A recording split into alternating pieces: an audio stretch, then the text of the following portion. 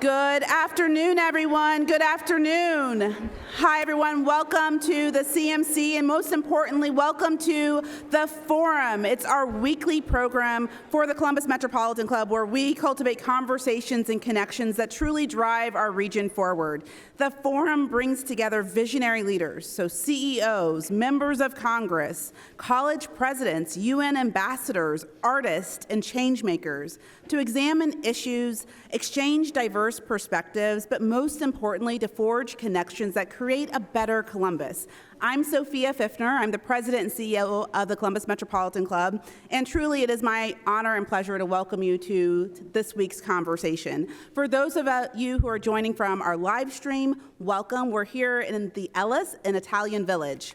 All right, so also, thank you so much for today's forum sponsor, which is the Franklin County Board of Commissioners and Taft. So thank you so much for supporting our organization. Thank you to the presenting sponsors for the live stream, which is the Center for Human Kindness at the Columbus Foundation, and our live stream partner, the Columbus Dispatch. We are so grateful also to the Ellis for giving us space for hosting our forums every single week, because we know that it takes a village and it takes everyone. So let's give all of those partners a round of applause.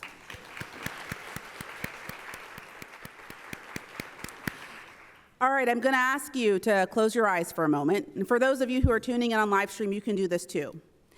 Think about the last time you took a really big risk to achieve a vision, really big. Open your eyes. Were you able to get that done? Were you able to accomplish it? Well, for those who know me well, I'm an eternal optimist. And when it comes to fashion, Columbus has a vision. It has the talent. It also has the retail giants, the design schools, and the creative minds. What it hasn't had until now is the fashion infrastructure to stitch all of these pieces together. With the launch of the new Fashion Innovation Center in the heart of downtown's Discovery District, we're getting big on a bold vision. Of course we are, because we're Columbus, right? To make Columbus not just a great place for fashion, but a city defined by it. That sounds amazing. Could Columbus become the next fashion capital, not just of the Midwest, but for our entire country? We'll find out today from our panelists. So let's give a wonderful CMC huge welcome to Commissioner Erica Crawley, President of the Franklin County Board of Commissioners.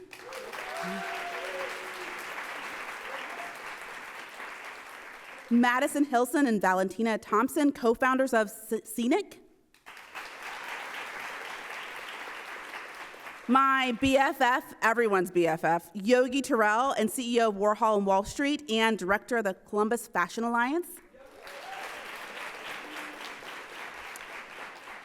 And my twinning best friend, Kat DiPizio, president of the Justice Design Lab. All right, Kat, the podium is all yours. Thank you, Sophia. Thank you so much. I mean, clearly we have really good style and taste.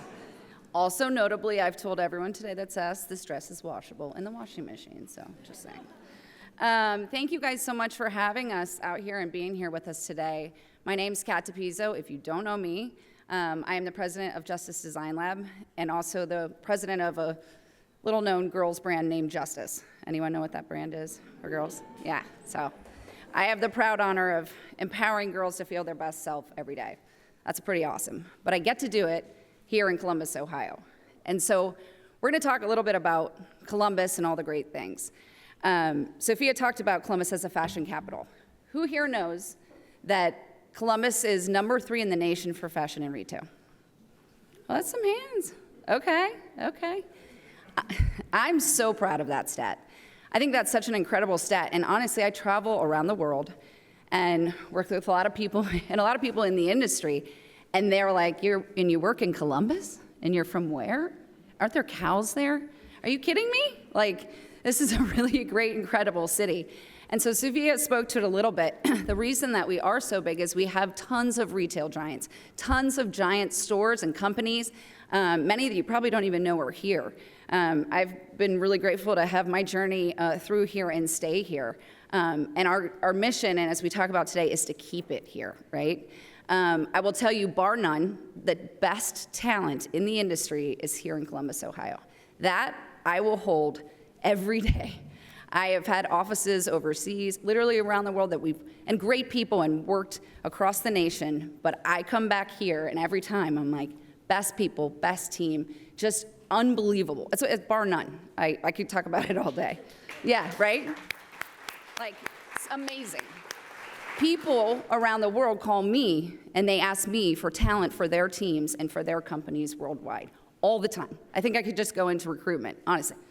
And that being said, we do have amazing schools. We've got Ohio State, CCAD, Kent State, so many others. And we also have, if you could notice all the logistics that have been happening, have you noticed like Amazon buildings going up? And it's like, it's really growing, it's happening. People are noticing. But as Sophia mentioned, we don't have that infrastructure. We don't have that connection that's pulling the thread together to connect the dots. And I've worked in retail in some form or way for over 30 years. I will not tell you how old I am. But I have worked in corporate for over 20. And I will tell you that there are silos in the industry. They exist in very separate places. And my whole time in the industry in Columbus, I've kind of wondered why. And so we're gonna talk a lot today about a lot of things. We're in this amazing panel, and we're gonna talk about the Columbus Fashion Alliance and what it's doing. I'm a proud board member as well, and have been pretty much since the beginning. And I could not be more excited about what we're gonna talk about today, and the Loom. So with that, I'm gonna go back to one more time, the question.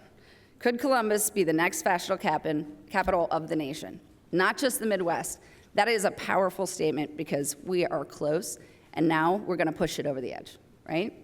Okay, all right, so this amazing panel that we have here today, I'm gonna give them each, Yogi, will you kick it off? Just a minute to introduce yourself? Yeah, sure. All right, good afternoon, everybody. How's everybody doing today? My name is Yohannan Terrell. I am the executive director and founder of the Columbus Fashion Alliance. Our organization is really focused on helping connect the dots, connect that ecosystem that we know exists here to create opportunity. Our mission statement is to create positive impact for the people and the planet through fashion, and our vision is for Columbus to become the heart of fashion. So we'll talk about that a little bit too, but I'm glad to be here, glad to have this conversation.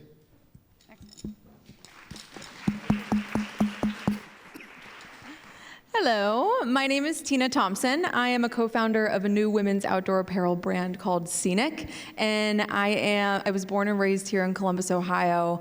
I actually grew up watching my mother work in the retail industry, so I'm a second-generation merchant and excited to be here. My name is Madison Helson. I'm the other co-founder of Scenic, also born and raised in Columbus, also have a mother who was in retail as well, so we learn from the best. And yes, we're clones. And really excited to be here. Thank you.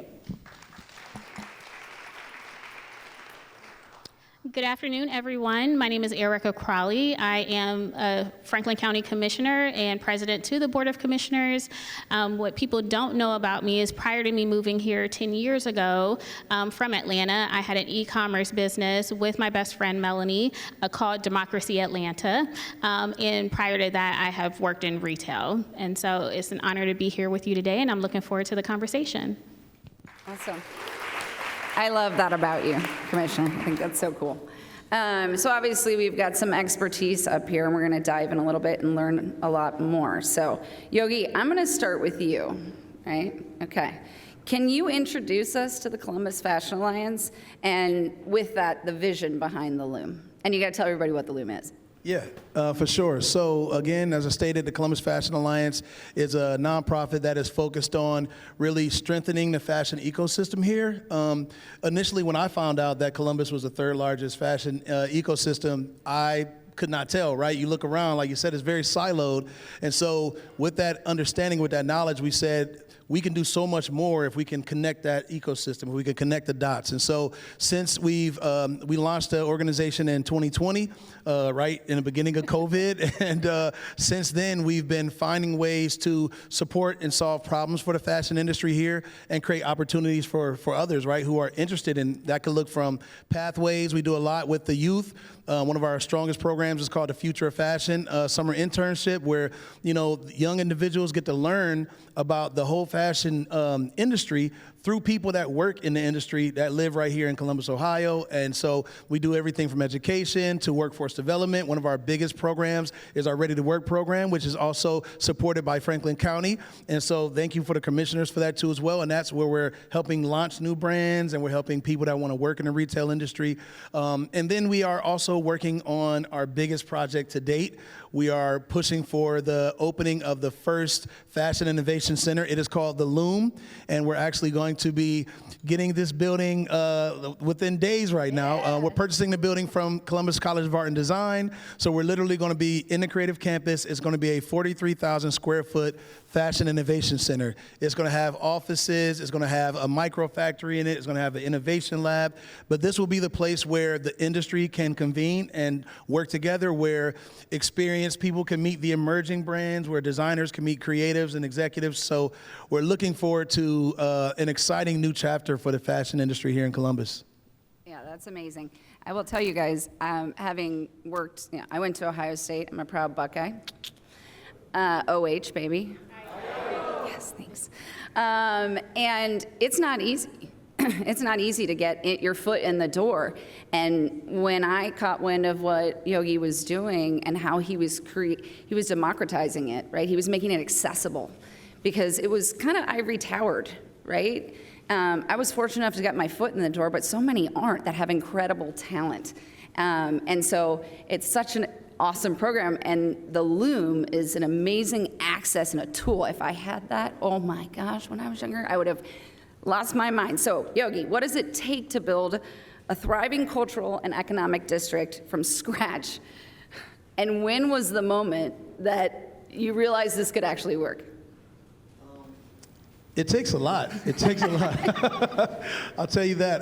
It's very hard to create something that you don't have a model for. And so we've spent a majority of our existence creating something that we didn't have a point of reference for. So we've been learning a lot of lessons along the way. But I think the feedback that we got from our stakeholders, from the youth, from people in the industry, from people that said we were solving problems for us, kept us going. So to build something, especially a physical space, one, you need resources. So the biggest thing that we needed to do was to tap into our partners to make sure that we could get the resources to open it. And so Franklin County, the Board of Commissioners, have been a great partner to us. The Office of Diversity, Equity, and Inclusion has been a great partner to us to help us really get this off the ground. And we've had great support from companies like IFF, which is our lender, and great support from the City of Columbus and other partners who have said, okay, we see the vision, we've seen the work that you've been doing, and we want to bet big on fashion as an opportunity for our city. And so it takes resources, but then from there, it really takes the community. You need other passionate people. We have a team over there. Shout out to my team, you know what I'm saying?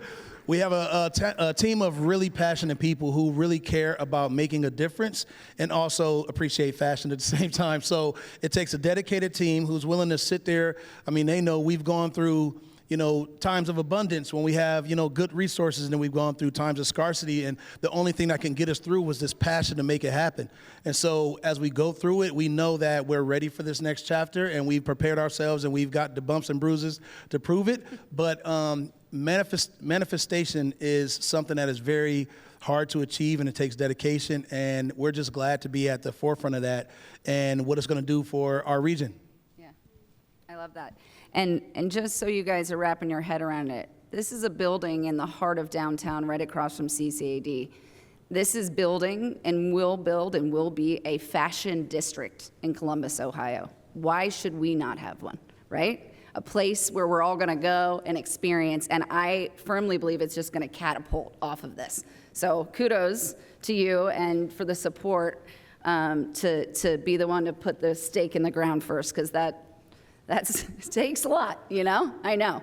Okay, Commissioner Crowley, so You've been an amazing supporter of the CFA. I don't think I realized until I came to speak in front of you on behalf of CFA, and even just for a minute, I walked out and I started to cry a little bit because I was like, I felt it.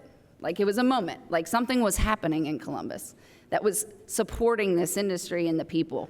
You talk a lot about important topics like healthcare and things that are so important to our city, but what role do you see the public leadership playing in transforming this stream into a city, like a changing reality? Thank you for the question, and again, it's an honor to be here. I think for us at the county, and I have my county administrator here, I work with two amazing guys, Commissioner Kevin Boyce as well as O'Grady, who understand that when it comes to fashion, it's more than just what we wear. We believe that fashion is art, but fashion creates identity, it builds community, and it also builds our economy. We have a creative economy here in Ohio that has about $32.9 billion spend. When we think about access to jobs or workforce, we have more than 132,000 people who work in the creative economy. And so when we think about investing, we invest in people, we invest in opportunity. At the Board of Commissioners, I don't know if you saw it in the back, it says service, progress, and excellence, and I always say we need to add opportunity. When we think about partnership with CFA, or I'll just say from the time that I came to the board in 2021, we really started investing in 2022 between the Alliance and then the Fashion Council as well. And so in the past 3 years, the county has invested more than $5 million into fashion, into the fashion industry.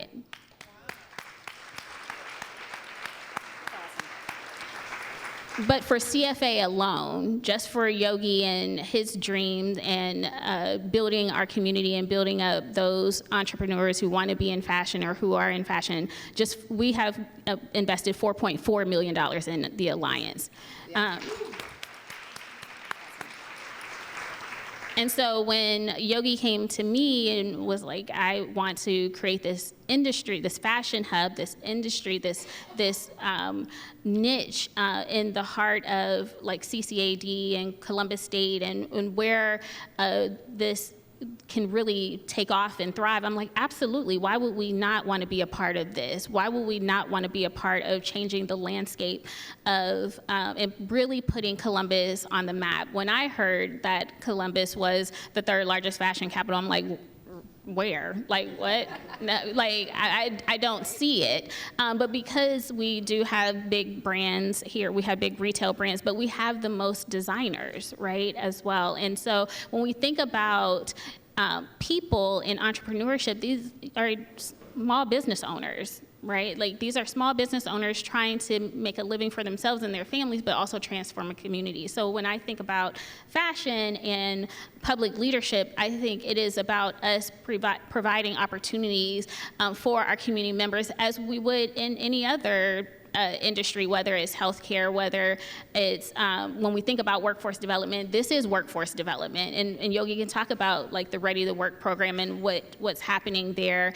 And then, you know, when we provide opportunities to designers, then they're able to employ individuals, and that's how we continue to build our economy. Yeah, I love that, and I have personally hired people straight out of Yogi's amazing programs that you've helped fund, and that still work with me today. And like, it's a small bit, but it is circular, and it's happening. And so we're excited to do more of that.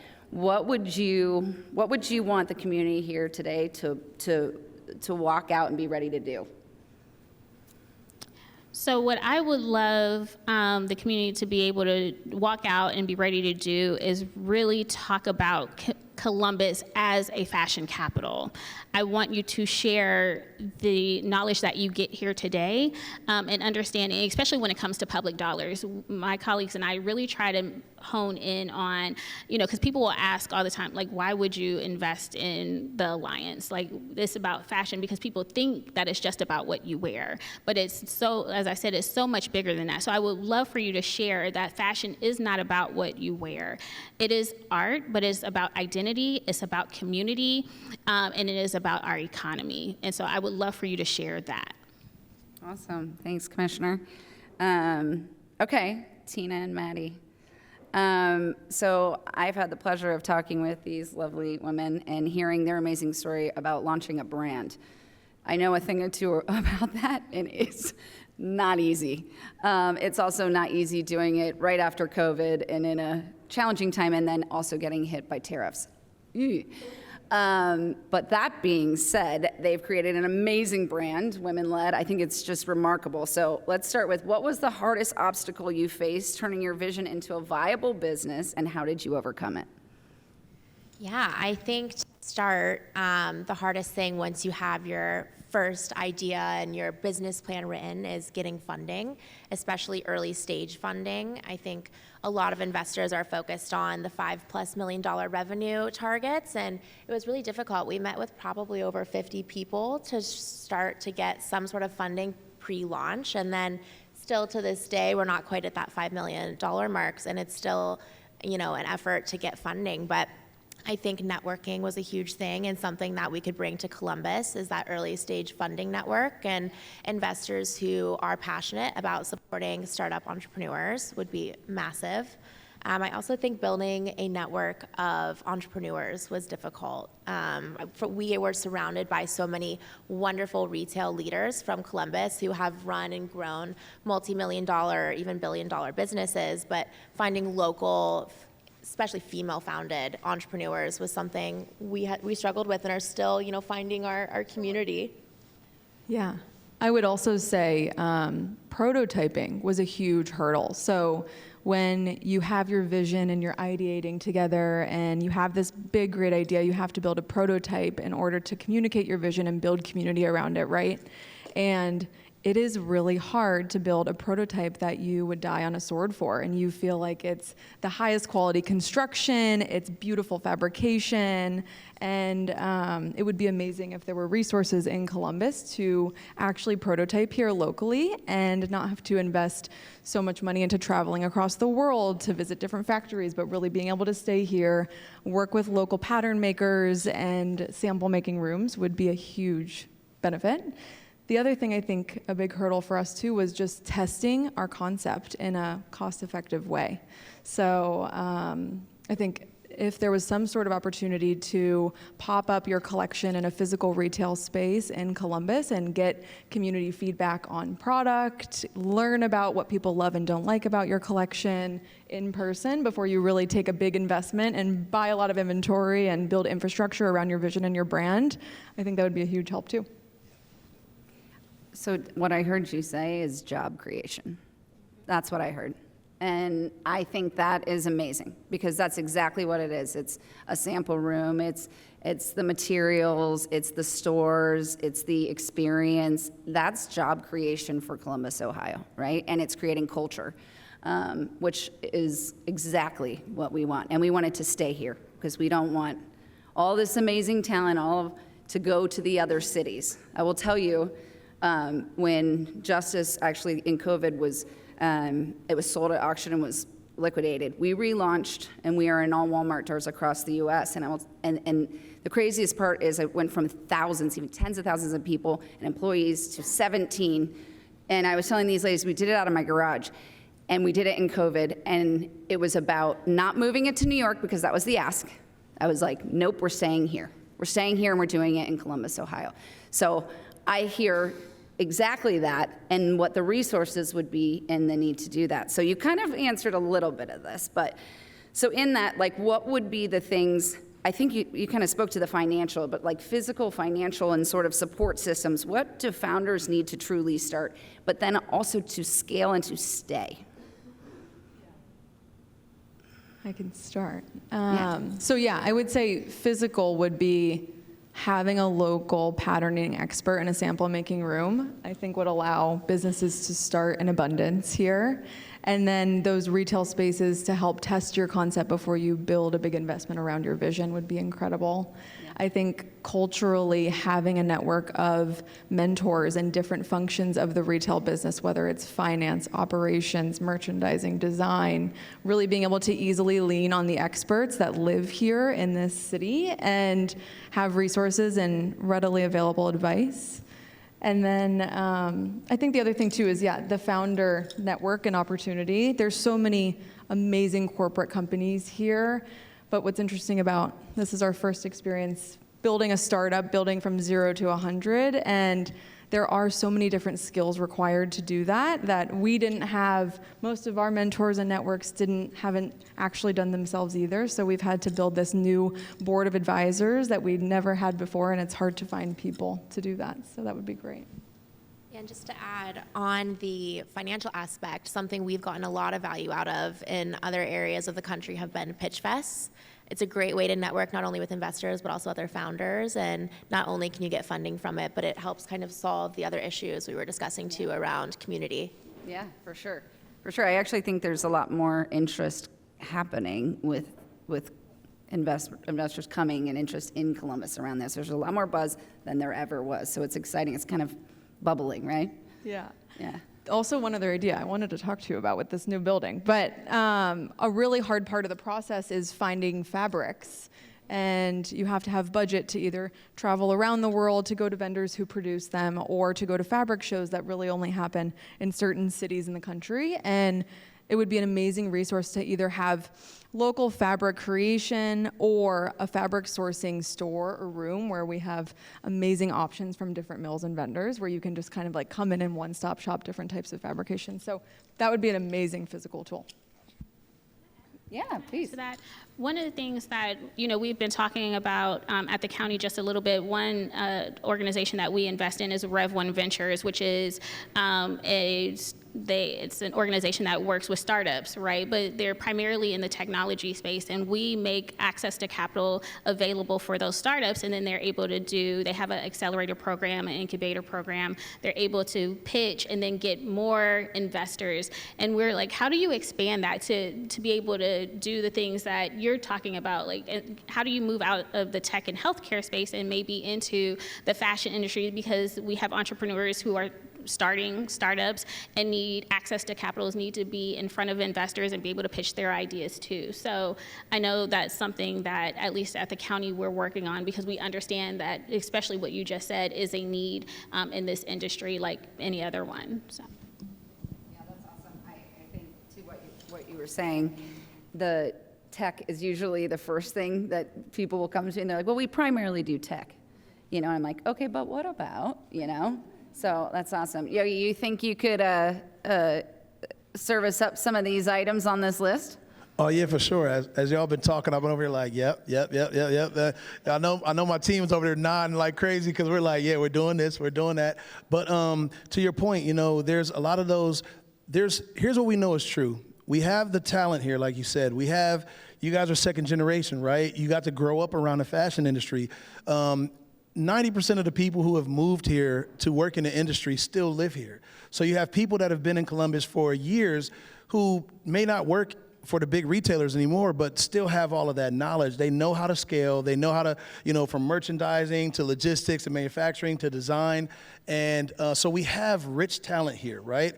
And now what CFA is trying to do is try to fill in some of those physical gaps that we talk about, right? So the sample spaces, we actually have a retail lab that's going to be in a loom, a white box space to actually try out new retail models and new retail opportunities. But one of the things that even shocked me was, as we were doing our research, and we've done plenty of research. That's one thing I do pride us in, is that we've done research with McKinsey, we've done research with Lexington here locally, we've done research with Harvard Business School, and we're currently doing a research project with Ohio University. And what we know is that not only do you have the talent here, but Columbus is already being chosen by a lot of the fashion industry, and companies are moving here all the time, and a lot of that is in manufacturing, a lot of that is in advanced manufacturing and things like that. So if we can fill the gaps between the public spaces and then add venture on top of that, Columbus is the only city out of all of the fashion cities. You talk about New York, LA, there's also St. Louis, there's Nashville, there's what's the shoes? What is that? What is that called up there by Seattle? Portland, yeah, Portland. They all have fashion venture funds. I know, sorry guys. but they all have venture funds for fashion. And Columbus is the only fashion city that does not have a fashion venture fund. And so that's one of the things that is in our vision, is to create a fashion venture fund. And you guys probably know better than I do, but how much does it take to get an emerging brand who has vision, who has an audience, who has a community ready, but you need the resources to scale? How much does that look like? Can Columbus start to invest into those? Because we know if you match the resources with the talent and the physical space resources that you need, we can become literally an engine for emerging brands, brands that are doing it the right way too. And when you think about our logistics hub, we have one of the biggest logistics hubs in the country right here in this region. And so that even adds another layer of opportunity for our region too as well. We just have to fill in those gaps. So you're on it, is what you're saying? Yeah, we're on it. Okay. Yeah, we're on it. Yeah. Okay, sounds good. So I think we talk a lot about, and I guess, I think this, Erica and Yogi, probably you guys could answer, but what does it take? We're going to transform a building and a neighborhood into a movement, right? Into a brand, and to make fashion in Columbus scalable and sustainable. Like, what does that mean to you guys? Okay, I'll kick it off. Well, one of the things we're really excited about is that I'm on a board for Experience Columbus. And anybody from Experience Columbus in the building? All right, hey, what's up? So I'm on a board for Experience Columbus, and we often talk about, people's interest in fashion, right? We know fashion is a cultural pillar. And so when we talk about, Columbus being the third largest fashion capital, one of those things that's missing is where. Like, we talk about, where do we go? A lot of people say, oh, I want to learn more about that. Where? And so what we're trying to do with this first step of building the Loom is to start to create physical presence that represents the industry. Like, where do we tell our stories? I'll tell you guys, as I'm finding this stuff out, there are vaults of clothing from the 50s and 60s, even some stuff that OSU has, like from the Victorian era, all the way to like Balenciaga, and even Abercrombie has vintage pieces from the 60s and 70s that are just in vaults. They're just sitting there. And like, where do you go and see that? So I think the Loom really represents the beginning of creating a physical space to say, here's where you can engage, here's where you can learn, here's where you can meet. And what's so exciting about the location of it is that, again, like you said, we're right across the street from CCAD, we're right across the street from Columbus State. So now you have a connection point where before even students go into college, like before, during, and after, you have now a stickier community being built right here in Central Ohio, right here downtown. And so that is going to start building that connectivity that we've never had before. And then our next steps after that is to really kind of build out this district. So with the right support, with the right people, we're looking at our vision plan for 5 years, 10 years down the line. And some of those things include a fashion museum. Like, why don't we have one of those? Right. Why don't we have somewhere to tell our story? And I think that is the next phase that we're going into, is starting to create that physical, in real life experience for fashion here. I would just add that, and I wrote some notes down that I wanted to make sure I highlighted for this question, and Yogi touched upon it, but like thinking of turning a building, it's not just a building, it can be a beacon, and turning a community into an ecosystem. And so when we think about like creative placemaking as cultural and a narrative strategy, like we have to be strategic about it. And storytelling is really powerful. People aren't just buying clothes, they buy stories. And we could really use local storytelling through design, using murals, installations, and curated public art. I think the other thing is continue to activate underutilized spaces. So transforming this building into a Loom, into a creative space for designers and creatives, but we can turn other vacant buildings or lots into fashion collabs, pop-up galleries, maker studios, and showrooms. I think we have a lot of vacant lots and vacant buildings that we absolutely can have creative pop-ups. Like, we don't have to recreate the wheel. We don't have to be a New York or a Los Angeles or a Paris.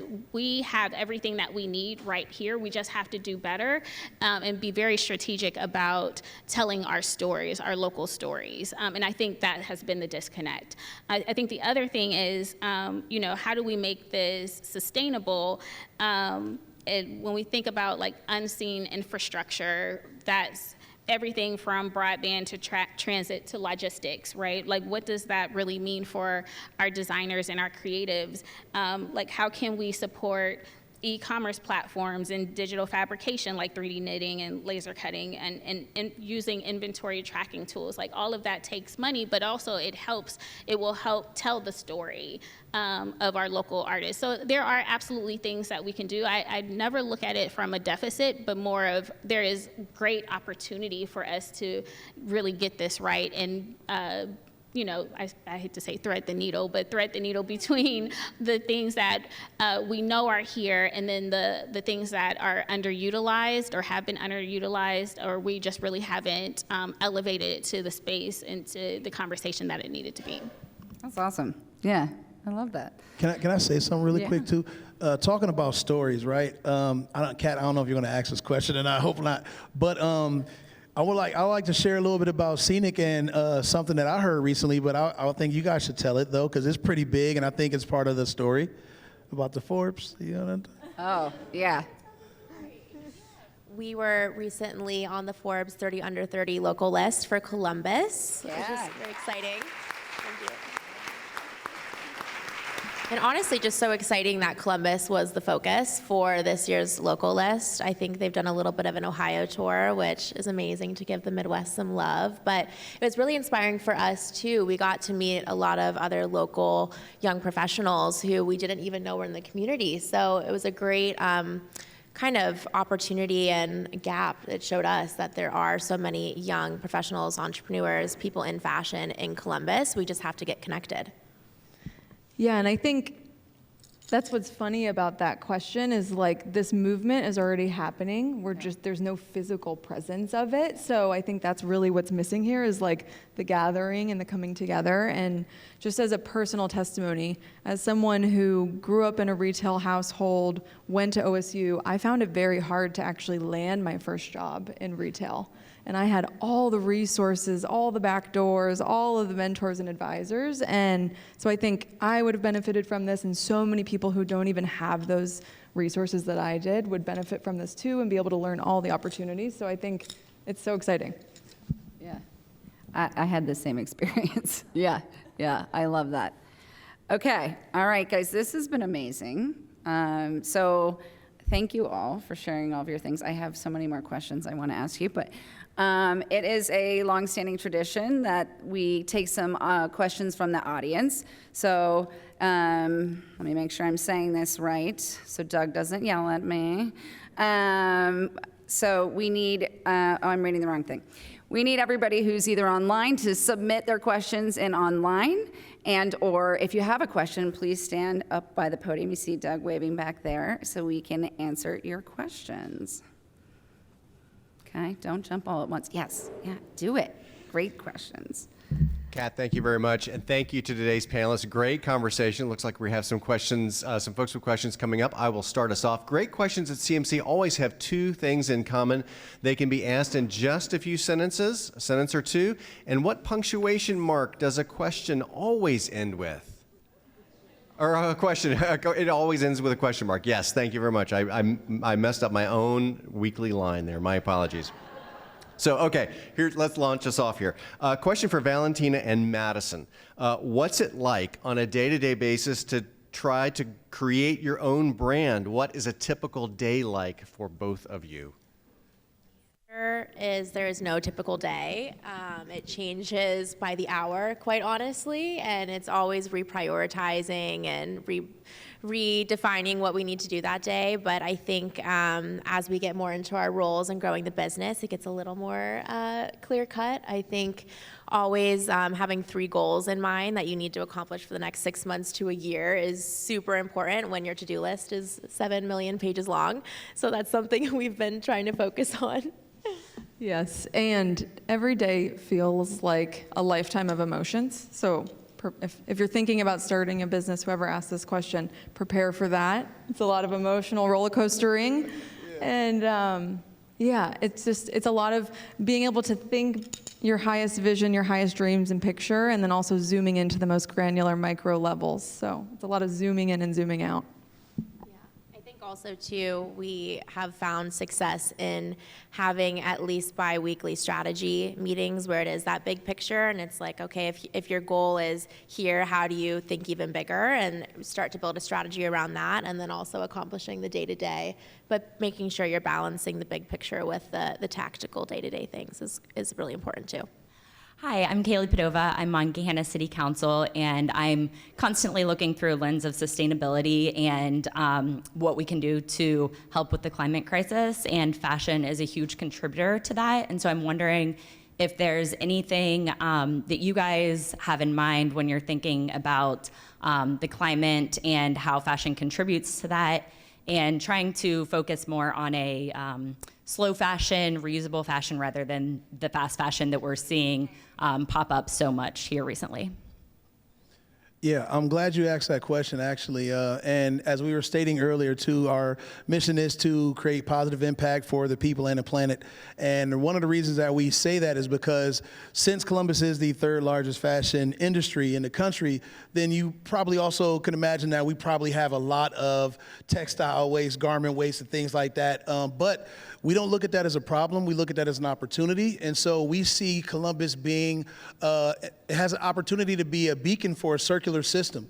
And so when we think about unused fabrics, unused garments, I mean, we're talking to Goodwill, we're talking to the retailers here, we're saying, hey, how can we take what you already have, turn it into new things, and also create jobs in the meantime? So I was just talking to Adam Troy about this, but we are, as a part of our research, what we're doing, we're looking at economic impact that fashion can have in our communities. And so we're literally sketching out models of economic impact if we were to build a repair center in Linden, if we were to build advanced manufacturing on West Broad, there you go. If we were to look at recycling plants and things like that. So again, fashion is not just about the sexy side of things. It's really about how can we use this ecosystem to create opportunity here, and how can that opportunity also impact our community. So we're really, really diving into it. We did a textile waste report with Mive Labs, a young, really powerful sister duo here in Columbus, where we started to actually look into what the actual numbers are of textile waste. And now we're looking at innovative ways where we can, take those things and turn them into new opportunities.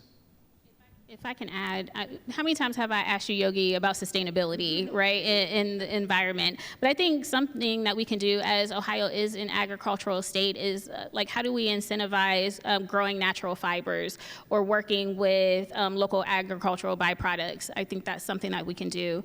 But also, I think one of the notes that I wrote down is, like, how can we establish a Columbus fashion label or a certification that ensures fair wages, diversity, and circularity, so that people know that we are intentional about our environment, sustainability, but also that we pay people fair wages, and recognize that too. So that is something I continue to talk about and ask Yogi as he's working with designers and other creatives. What are they doing, and what can we do as public servants to help with sustainability? Thank you for that question. I think just to add one more thing, I think some part of the sustainability conversation that often gets forgotten is just expanding the life cycle of garments, and that really starts with great design. Products that you want to buy that amazing pair of denim and keep it for the rest of your life, which doesn't force you to have to buy multiple new pairs every year. So I think that's something exciting about the new initiative, is we're just going to invest in designers to build great product that hopefully will last someone a lifetime. Thank you so much. Thank you all for being here today.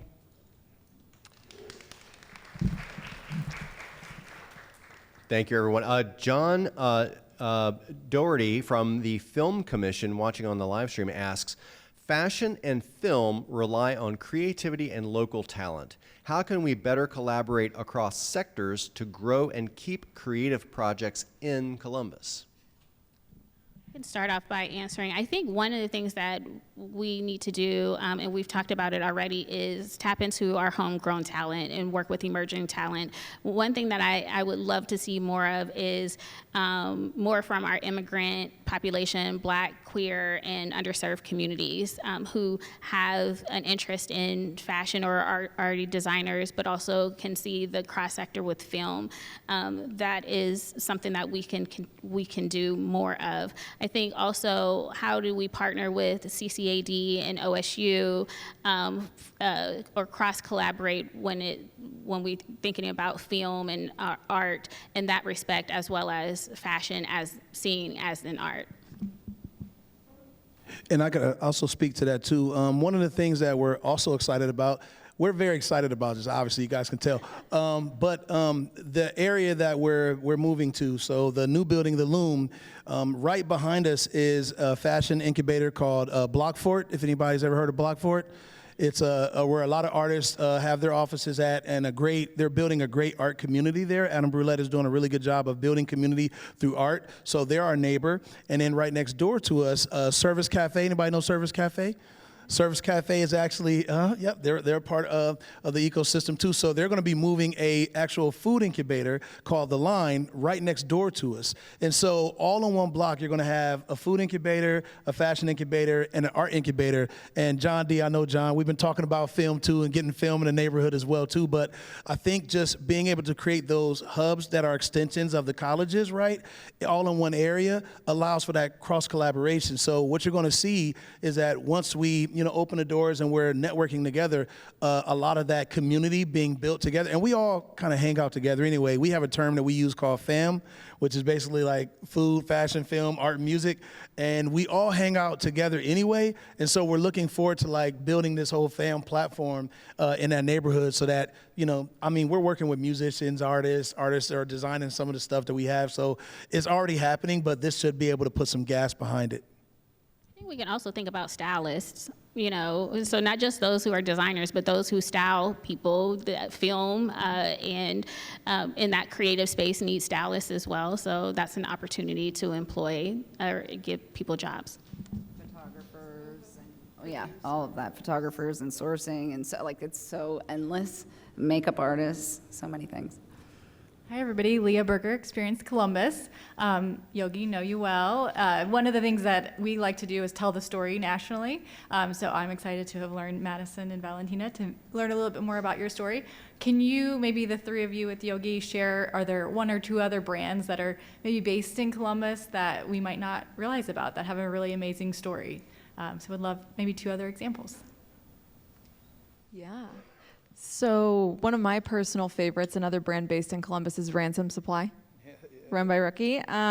Really beautiful streetwear, beautiful graphic program that's all grounded in nature and mindfulness. And they have a pop-up space down in the Short North, and that's hands down the one I'd rep all day.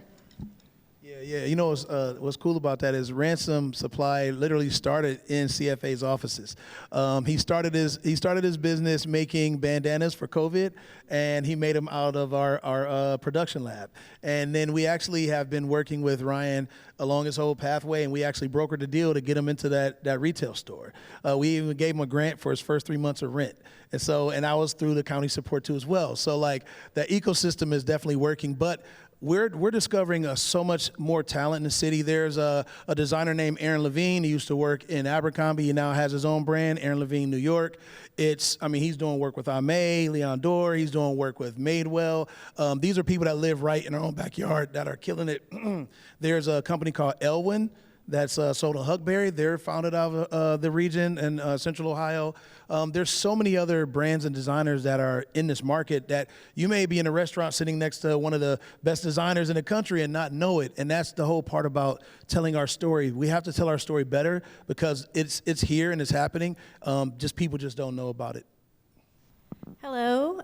First of all, thank you so much for this. This is really vital to our community, and I'm just so grateful to be here and be able to ask my question. I'm Celeste Malvar Stewart, and I'm hearing today about a lot of emerging, young, these words keep coming up.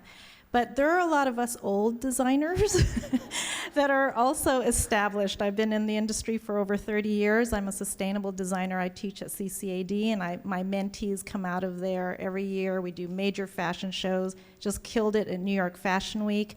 There's a role that we play, and I play it in my little, my little capsule of my life, but I wonder how you see us playing, because at this point in my career, I'm thinking of service to the emerging and to the young designers, and not just through teaching, but what would be ideal from your perspective that our roles can become, and we can stay here and still be active and involved instead of just falling off the radar. Yeah, I think for us emerging gals, one of the main things that we've had to lean on is a group of mentors and experts in the industry who can help the next generation with their ideas and designs and brands. So that's definitely something that will continue to be so important, is just a mentor community that is here and continuing to grow. And I think sharing knowledge too as well, right? Like you said, you're already teaching at CCAD, but outside of that institution, the sharing of knowledge is very, very vital to, and it's not just emerging brands, like young brands, like you could be, seasoned and emerging too as well, right? I mean, people start brands at all types of ages. And so I think that expert talent, especially you, Celeste, like you're not only very skilled, but you also have a lot of knowledge in sustainability, natural fiber. So a lot of that good that can happen with fashion is a lot of information we need to be sharing too as well. Someone who had a fashion e-commerce business, and I'm not young. I might look it. That's the look I'm going for. But I'm definitely not young. But definitely was an emerging entrepreneur. Could absolutely use mentorship from someone who I would consider an elder in the business, and would be able to help with textile care and sustainability and things like that. So I would love to see, and I've talked to Yogi about this as he's come in front of us for funding, is what are you doing to help our emerging talent? And he's talked about mentorship before, and so that's very important. And I definitely would have been important for me as we tried to scale a business, and unfortunately could not figure out how to do that. And so therefore we were not able to continue to keep our business going, and would love to have had someone to teach us, like, what are the landmines, what are the pitfalls, how do you create a sustainable business plan? Those things matter. Thank you so much. And I guess I should have said seasoned instead of old. Thank you, Celeste. We have time for one more quick question. Hi, my name is Tony Bell, and it is so great to be with you. I do workforce development and leadership and employee development.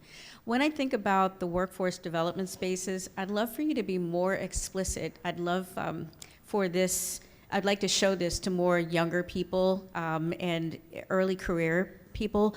I don't think they see just how many options are in workforce development when it comes to the fashion industry. And I think, Yogi, you mentioned, right, agriculture, agriculture, chemistry, there's everything. So if you guys would just belt some of those other opportunities out, I think our audience, I want us to not be limited in thinking about this ecosystem. Within fashion? Was that the question? Within the retail industry, all the functions? Yeah, that and things that are fashion adjacent. And again, Yeah. as I was thinking about, agriculture, as we were also talking about recycling waste, et Yeah. cetera, there's so many things that really do go into growing the economy. And that's why I think Administrator Wilson, Commissioner Crawley, and the team are just so wise to have invested so fruitfully in this. I think it's such a good question, especially if you're not in the fashion bubble. It's very hard to understand all of the different functions that exist within it. I'll start the rattle. I'm sure you guys can add on to it, but I think fashion merchandising is Maddie and I's background and our first love, so that's the one we would advocate anyone to start and try once. Design, production and sourcing, finance and operations, logistics. There are so many different types of roles that make up this fashion business. It's really diverse. Even things you don't think of that we didn't think of, like accounting, legal is something that I've never had experience with, and now I'm reading 10 contracts a day. So, different adjacencies like that. I think stylists, makeup artists, to your point, was another one, photography, tech design, logistics. It's interesting that, and thank you for the question, Tony. One thing that when Yogi came before us, I was like, what are we doing to help with business plans, but also branding and making sure that people have access to patents if they're creating new ideas and designs? Like, those things need to be protected. So I'm always going to advocate for law school because I went to law school, and lawyers.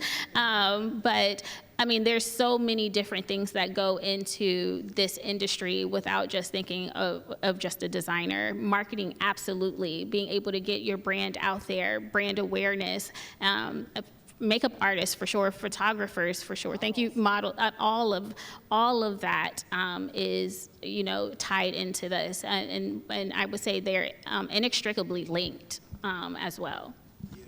And I think just to wrap it up, I think there's all of that, what you guys said, right? There's the ecosystem, there's all of the things that are needed, but there's also jobs that are coming to this market right now that need to be filled through workforce development. So we've been blessed enough to meet some of these companies. There are companies like Monster Digital that's bringing a big, huge manufacturing facility here. There's companies like Stanley and Stella who are building their new headquarters here. There's companies like BMC out of Phoenix who is doing on-demand manufacturing. And so there are jobs, and we've talked to them, and they said, hey, we know that there's some issues with, fulfilling a workforce. And so we know that there's hundreds of jobs that are coming to this market that we need to be preparing for and need to be building that workforce of the future. So everything from, and that's what I love about fashion, is that through the lens of fashion, it really touches everybody. Fashion is one of those things, the business of fashion can really be engaged by anyone. So from the person who knows how to sort, to the person who knows how to, sew a seam, to somebody who is a lawyer who knows trademark. We were just talking about trademarks here earlier. So there is a lot of economic opportunity, a lot of workforce development opportunity in the market just through the lens of fashion that we all could take advantage of and be a part of. All right, guys, that was awesome. Thank you all for your questions. Do you all feel like Columbus could be the next fashion capital in the nation after this? Because I do, right? I mean, I hear all of this, and I'm involved in this, and I get a charge when I hear it. So I hope you guys did too. Thank you for enduring me and for all of your time and for being here today. I really appreciate it. Thank you guys for playing along. So, Sophia, I will let you step up here with your amazing dress once again.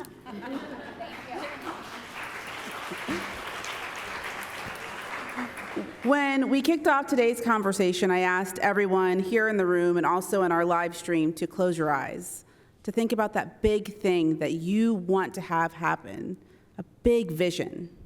And then I asked you, could it become a reality? I think that today's conversation very much proves that Columbus in Central Ohio is a place where this fashion idea, this fashion vision, is very much a reality and something that we're all investing in such a meaningful way. I appreciated the conversation and the question about service. At the CMC, our whole point is to amplify storytelling, but most importantly, to get people to take action, to do something. So I'm going to ask each of you in the audience today to take today's conversation and think about how can you contribute to supporting this amazing vision that we have for our community.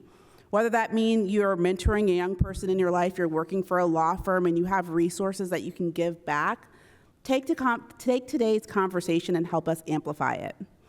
All right, so before we end, I want to thank our forum sponsors for today, the Franklin County Board of Commissioners and Taft, the presenting sponsors of our live stream, the Center for Human Kindness at the Columbus Foundation, and our live stream partner, the Columbus Dispatch.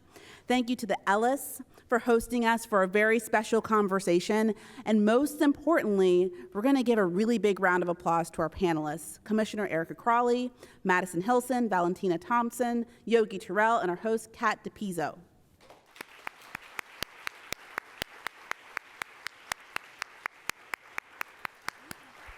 Now, as I was walking around the room in preparation for today's conversation, someone asked me, wait, you do this every week? We do this every week. So I want to invite you to come back next week. We have an exceptional panel. It's 3 million people, one city's future. We're talking about Central Ohio and our growth again. And we want to explore, is Columbus ready for 3 million residents in 2050? I argue that we can do it because, again, I'm an optimist. We can get this done here in Columbus.